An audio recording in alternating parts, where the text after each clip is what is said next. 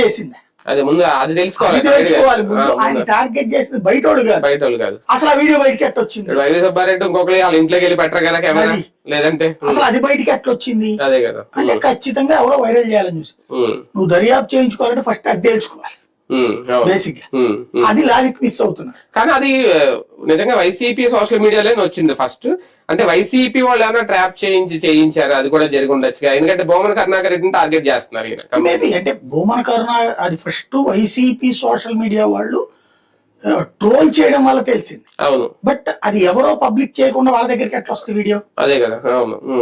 వాళ్ళు ప్లాన్ చేశారు అనుకున్నాం. ఈయన వాళ్ళ ఇంటికి 30 ఏళ్ల పరిచయం ఉన్న వాళ్ళ ఇంటికి వీళ్ళు పంపించరు కదా. అవును. వీళ్ళేం పంపించరు కదా. అక్కడ ఎట్లా అవుతుంది? లాజిక్ గా ఆ వీడియో సంథింగ్ తర్వాత జరిగింది ఏంటంటే యూట్యూబ్ మన వాట్సాప్ గ్రూపుల్లో వచ్చినది. ఆమె నేను మధ్యాహ్నం ఏదో ప్రెస్ కాన్ఫరెన్స్ పెడతాను వచ్చింది 4 హైదరాబాద్ ప్రెస్ క్లబ్ లో. ఆ తర్వాత పెట్టలేదు. అంటే సంథింగ్ ఆ వైపు నుంచి వచ్చి ఎప్పుడైతే ఇదంతా హడావిడి అయిందో భయపడి వెనక్కి తగ్గడం అయి ఉండాలి. లేదా వాళ్ళ చేత వీళ్ళే చేయించే అనే దానికి వీళ్ళు ప్రూవ్ చేయాలి. ఇక్కడ బేసిక్ ఒకటే, ఎథికల్ ఆర్ ఎన్ఎథికల్. ఇప్పుడు ఆమె వయసులో అబోవ్ 18, ఈయన అబోవ్ 18 ఏంటి, ఏటీసీ దగ్గరలో కూడా అనుకో.